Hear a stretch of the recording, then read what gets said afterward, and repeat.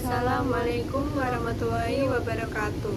Perkenalkan, nama saya Amalia Putri Wilujeng dengan NIM 09010 3240004. Dan saya Nur Aina Bilatasya dengan NIM 090103240012. Dalam video ini, kami akan membahas a scholar comparison dalam arsitektur. Seringkali kita melihat bangunan yang terasa besar atau kecil, tapi persepsi kita terhadap ukuran itu selalu relatif.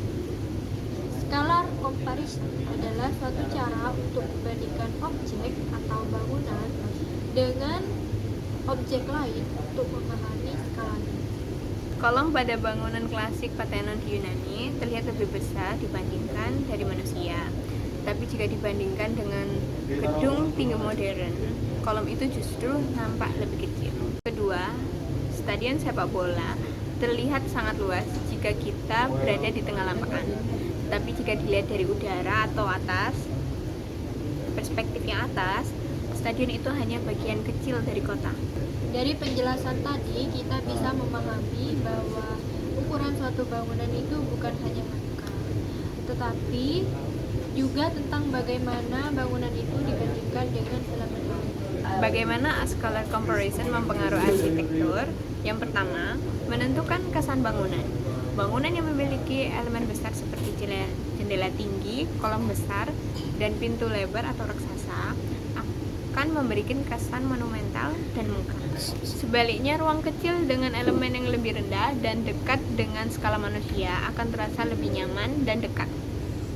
Yang kedua, menyesuaikan bangunan. Sebuah rumah kecil di tengah kota dengan gedung-gedungnya tinggi bisa terasa tenggelam dan tidak proporsional.